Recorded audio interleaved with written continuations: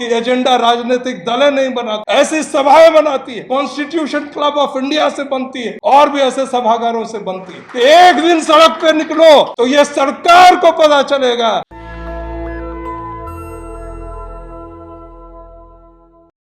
पटेल जी यहाँ थे।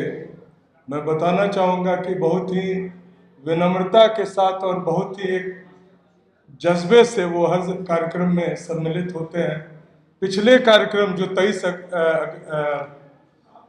जुलाई को था उसमें भी उनका जबरदस्त योगदान था। और आज जितने यहाँ संगठन हैं, खासतौर से संविधान बचाओ संघर्ष समिति की ओर से भी मैं आप लोगों का स्वागत करता हूँ। मैं दो बातें कहकर अपनी बात जल्द से समाप्त करूँगा।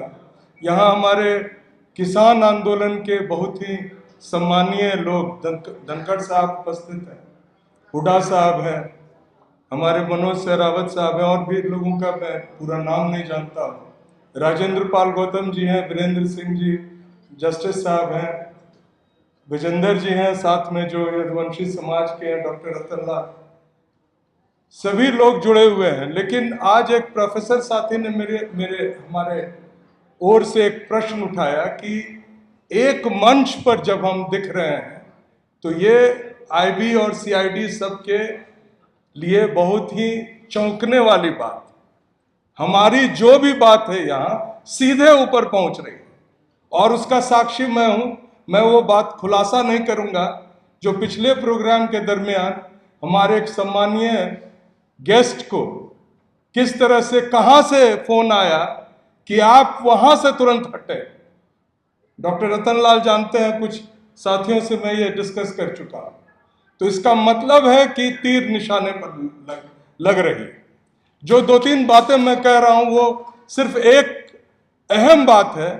मनोज सहरावत साहब और हम लोग किसान आंदोलन के लोग लगातार ईवीएम के विरुद्ध जो संघर्ष था उसमें भी जुटे हुए थे और एक बहुत जबरदस्त रिपोर्ट, एक सनसनीखेज रिपोर्ट, वोट फॉर डेमोक्रेसी, जो मुंबई की एक संस्था जिसमें बड़े बड़े लोग चार्टर्ड अकाउंटेंट से लेकर और पूरे जो चुनावी प्रक्रिया है उसको समझने वाले लोग हैं, उन्होंने जारी की है 4-5 दिन पहले।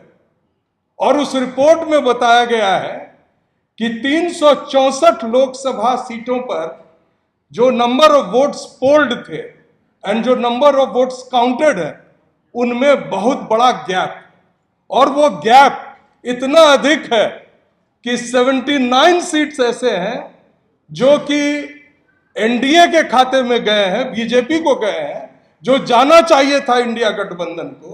एक षड्यंत्र के तहत, एक मैनिपुलेशन के तहत उसको घोषित किया गया है और वो सारे लोग जो चुनावी कानून है उसके अंतर्गत अगर कार्रवाई हो तो उनकी सभी की सीटें जानी चाहिए, ये मांग भी उसमें रखी गई। मुझे आश्चर्य है कि ये रिपोर्ट राजनीतिक दलों को भी दिया गया, लेकिन कोई प्रतिक्रिया नहीं आई है। क्यों नहीं आई है? आश्चर्य कई चीजों पर होता है। हम सांसद नहीं, सम्मानीय सांसद महोदय बैठे हैं, लेकिन वो बताएंगे कि अगर इनके चुनावी रिजल्ट में कुछ और फेर करके किसी और को अगर जिता दिया जाए, जैसा 79 सीट्स पे हुआ है और सत्ता किसी और के हाथ में चली गई है, तो क्या परिवर्तन हुआ? जो चीजें पहले चल रही थी, जो फासिज्म चल रहा था, वही फासिज्म आज भी चल रहा है। थोड़ी उसमें ट्यूनिंग हुई, थोड़ी, लेकिन आज भी एमएसपी नहीं दिया जा रहा, आज भी सभी ओबीसी सीटों को एनएफएस किया जा रहा है, आज भी यूनिवर्सिटी में किस तरह की प्रताड़ना डॉक्टर रतन लाल और हम लोग झेल रहे हैं आरएसएस के नहीं और उनको चुनौती देने के लिए, यह हम आज भी हो रहा है। तो क्या परिवर्तन हुआ? एक बड़ा हादसा और घोटाला हुआ है नीट के माध्यम से, और वो दायरे में नहीं बंधा हुआ है कि एससी एसटी ओबीसी के बच्चों के साथ हुआ। तमाम ऐसे लोग जो अपना पेट काट कर कोटा में रह कर अपने बच्चों को पढ़ाते हैं, डॉक्टर बनाने के लिए का सपना देखते हैं, वो सपना चकनाचूर हो गया और उसका सरगना देश का शिक्षा मंत्री। क्या एक भी डिमांड माननीय सांसद महोदय बैठे हैं, संसद में उठा कि शिक्षा मंत्री को हटाया जाना चाहिए, तत्काल प्रभाव से हटाया जाना चाहिए। वो जो एनटीए का अध्यक्ष है, जिस पर पहले भी खूनी व्यापम का आरोप था, क्या उसे गिरफ्तार किया गया है? ईडी और सीबीआई कहां चली गई? ईडी और सीबीआई तो तुरंत दौड़ जाते हैं। तो ये बड़ा प्रश्न है और मैं आप सबों को सलाम करता हूं। मैं उन लोगों में हूं जो मानता हूं कि एजेंडा राजनीतिक दलें नहीं बनाती है, ऐसी सभाएं बनाती है, कॉन्स्टिट्यूशन क्लब ऑफ इंडिया से बनती है और भी ऐसे सभागारों से बनती है।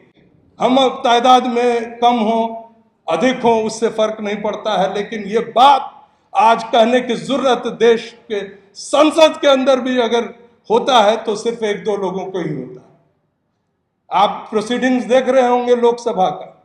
23 जुलाई को हमने पूरे जोर शोर के साथ कास्ट सेंसस की बात कही। Leader of opposition Rahul Gandhi ji को धन्यवाद जो उन्होंने उसको इको किया है अपने स्पीच में, लेकिन वो बात हम यहां शुरू किए थे और एमएसपी की भी बात यही हम लोग बोले थे। धनखड़ साहब बुजुर्ग हैं, अभी भी वो प्रभावशाली हैं। मैं आज एक विनती ये भी करना चाहता हूं कि जो बात हमारे एक साथी ने कही कि हमें सड़क पर दिखना चाहिए, वो पूछ रहे थे कौन है। लोग सड़क पे निकल रहे हैं, लेकिन एक दो लोगों के निकलने से नहीं होगा। एक दो लोग, मैं विनती इनसे कर रहा हूं कि आप खाप के माध्यम से पूरे देश को संदेश दीजिए, सिर्फ हरियाणा को नहीं, कि एक दिन सड़क पे निकलो तो यह सरकार को पता चलेगा कि नीट का दर्द भी युवाओं के दिल में है और यूपीएससी में जो बड़ा घोटाला दिख रहा है उसका भी दर्द है। हमारे इतने मेहनत से परीक्षा देने वाले 2-3 बच्चे अपनी जान कुर्बान कर गए वो कोचिंग सेंटर्स में। कौन शुरू किया कोचिंग का परंपरा? दिल्ली यूनिवर्सिटी के एडमिशन में सीयूईटी हो रहा है, बिना कोचिंग किए हुए बच्चे आपके पास नहीं करेंगे और वो कोचिंग का बिजनेस है, वहां क्वेश्चन सप्लाई होता है। तो कौन शुरू किया? I am thankful madam, you have taken up the responsibility. आप इसमें कृपया, मैं आपसे अनुरोध करूंगा, आप काम कीजिए। 2-3 और बातें मैं कह के उसको समाप्त करता हूं। एक तो सबसे अहम बात है कि रेलवे एक्सीडेंट्स हो रहे हैं। जो रेल मंत्री फरसा लेकर जातिवादी सम्मेलन में हिंदू का खून बहाने की बात करता है, वो उसके आते ही पिछले 13 दिनों में 8 एक्सीडेंट्स हुए या 13 एक्सीडेंट्स हुए हैं पिछले 8 दिनों में।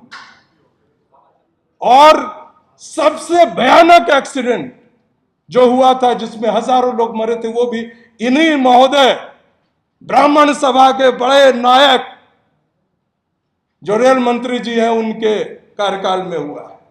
क्या उनको इस्तीफा नहीं देना चाहिए? सिर्फ इसलिए उनको इस्तीफा नहीं देना चाहिए क्योंकि वो एक ब्राह्मण समाज से है, क्योंकि वो अडानी के स्टाफ है, क्योंकि वो कॉर्पोरेट के गुलाम है, तो कोई नहीं बोलेगा।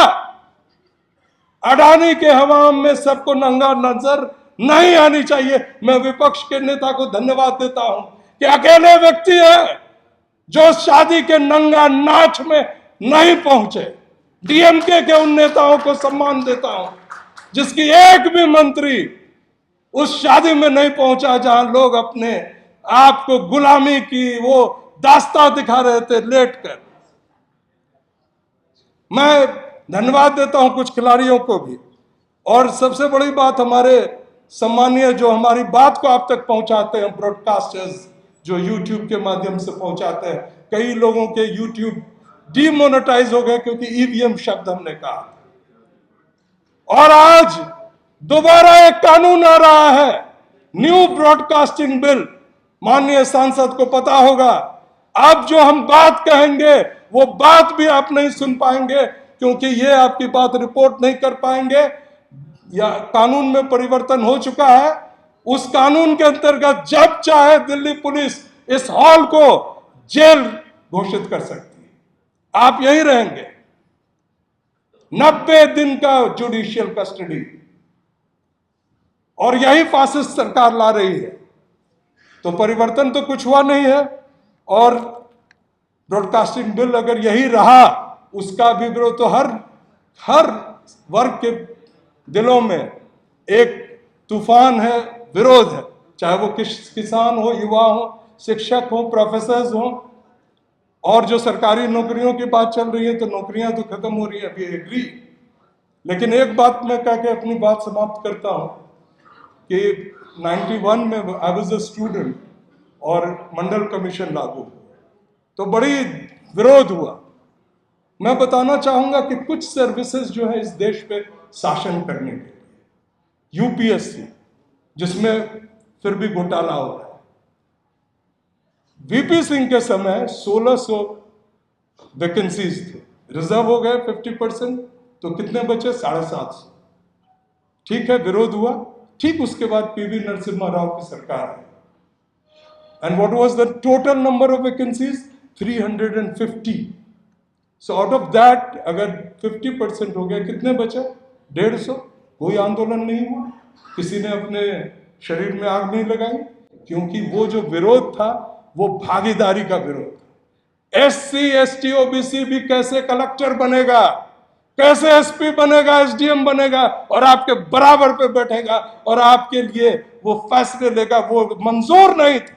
नेशनल दस्तक की आपसे गुजारिश है कि अगर इसको बचाना चाहते हैं तो नेशनल दस्तक को सब्सक्राइब करने के लिए रेड कलर के सब्सक्राइब बटन को दबाएं, फिर बेल आइकन की घंटी दबाएं। नेशनल दस्तक को बचाने के लिए बहुत जरूरी है कि हर खबर को शेयर करें, लाइक करें, कमेंट जरूर करें।